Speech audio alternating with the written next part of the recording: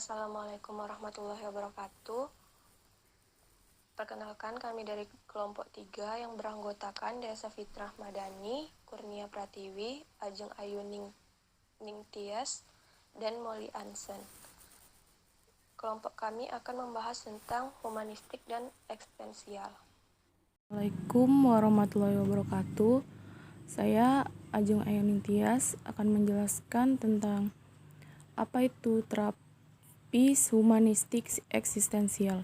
Menurut Kartini Kartono, dalam kamus psikologinya mengatakan bahwa terapi eksistensial humanistik adalah salah satu psikoterapi yang menekankan pengalaman subjektif individual, kemauan bebas, serta kemampuan yang ada untuk menentukan satu arah baru dalam hidup.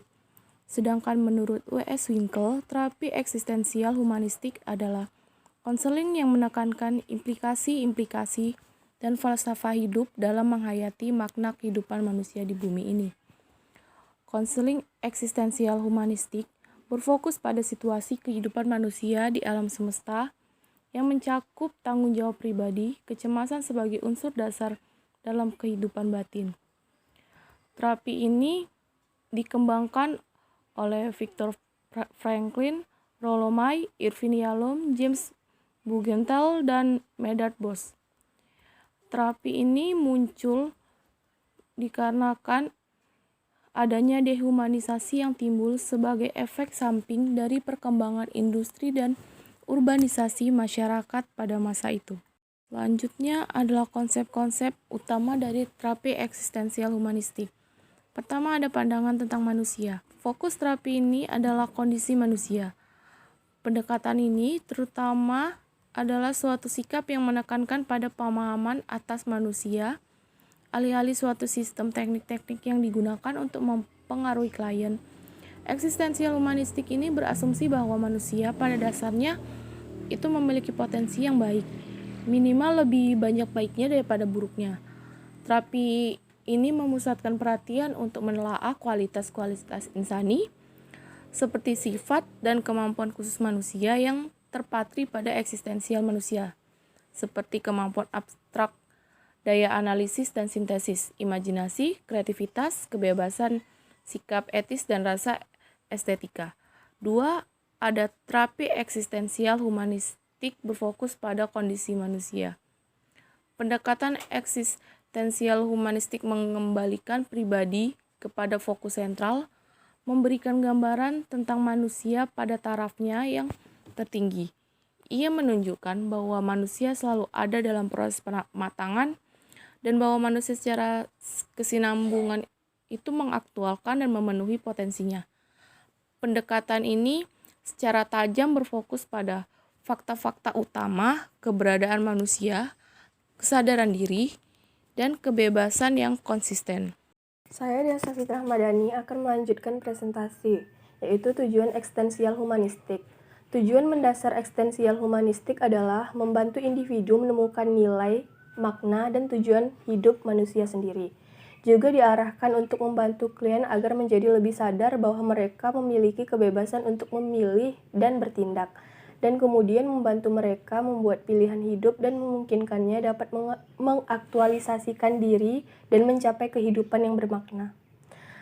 Menurut Gerald Corey, terapi eksistensial humanistik bertujuan agar klien mengalami keberadaannya secara otentik dengan menjadi sadar atas keberadaan dan potensi-potensi serta sadar bahwa ia dapat membuka diri dan bertindak berdasarkan kemampuannya.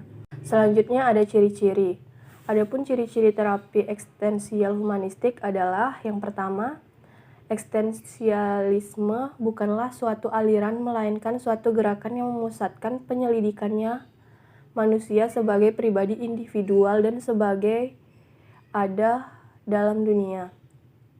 Yang kedua, adanya dalil-dalil yang mendasari. Yang ketiga, tema-temanya adalah hubungan antar manusia, kebebasan, dan tanggung jawab. Skala nilai-nilai individu, makna hidup, penderitaan, keputusasaan, kecemasan, dan kematian. Selanjutnya, saya akan membacakan tema-tema dan dalil-dalil utama eksistensial. Dalil pertama, kesadaran diri. Manusia memiliki kesanggupan untuk menyadari Diri yang menjadikan dirinya mampu melampaui situasi sekarang dan membentuk basis bagi aktivitas-aktivitas berpikir dan memilih yang khas manusia. Kesadaran diri itu membedakan manusia dari makhluk-makhluk lain. Dalil kedua, kebebasan dan tanggung jawab. Manusia adalah makhluk yang menentukan diri, dalam arti bahwa dia memiliki kebebasan untuk memilih di antara alternatif-alternatif. Dalil ketiga, keterpusatan dan kebutuhan akan orang lain. Setiap individu memiliki kebutuhan untuk memelihara keunikan keterpusatannya. Tetapi pada saat yang sama, ia memiliki kebutuhan untuk keluar dari dirinya sendiri dan untuk berhubungan dengan orang lain serta dengan alam. Dalil keempat, pencarian makna. Salah satu karakteristik yang khas pada manusia adalah perjuangannya untuk merasakan arti dan maksud hidup. Terapis harus menaruh kepercayaan terhadap kesanggupan klien dalam menemukan sistem nilai yang bersumber pada dirinya sendiri dan yang memungkinkan hidupnya bermakna. Dalil kelima, kecemasan sebagai syarat hidup. Kecemasan adalah bahan konseling yang produktif, baik konseling individual maupun konseling kelompok. Dalil keenam, kesadaran atas kematian dan non-ada. Kesadaran atas kematian adalah kondisi manusia yang mendasar yang memberikan makna kepada hidup. Dalil ketujuh, perjuangan untuk aktualisasi diri. Manusia berjuang untuk aktualisasi diri, yakni kecenderungan untuk menjadi apa saja yang mereka mampu. Setiap orang memiliki dorongan bawaan untuk menjadi seorang pribadi, yakni mereka memiliki kecenderungan ke arah pengembangan, keunikan, dan ketunggalan. Selanjutnya, saya Kurnia Pratiwi akan melanjutkan presentasi. Fungsi dan peran terapis. Yang pertama, dalam pandangan eksistensial, tugas utama dari seorang terapis adalah mengeksplorasi persoalan-persoalan yang berkaitan dengan ketakberdayaan, keputusasaan, ketakbermaknaan, dan kekosongan eksistensial serta berusaha memahami keberadaan klien dalam dunia yang dimilikinya. Yang kedua, Mai tahun 1981, memandang bahwa tugas terapis bukanlah untuk merawat atau mengobati konseling, akan tetapi di antaranya adalah membantu klien agar menyadari tentang apa yang sedang mereka lakukan dan untuk membantu mereka keluar dari posisi peran sebagai korban dalam hidupnya dalam keberadaannya di dunia. Yang ketiga, Frankie tahun 1959. Menjabarkan peran terapis bukanlah menyampaikan kepada klien apa makna hidup yang harus diciptakannya, melainkan mengungkapkan bahwa klien bisa menemukan makna bahkan juga dari penderitaan. Selanjutnya, proses dan teknik konseling eksistensial humanistik. Tahap pertama, konselor membantu klien dalam mengidentifikasi dan mengklarifikasi asumsi mereka terhadap dunia. Klien diajak mendefinisikan cara pandang agar ekstensi mereka diterima. Konselor mengajarkan mereka bercermin pada eksistensi mereka dan meneliti peran mereka dalam hal penciptaan masalah dalam kehidupan mereka. Tahap kedua, klien didorong agar bersemangat untuk lebih dalam meneliti sumber dan otoritas dari sistem mereka.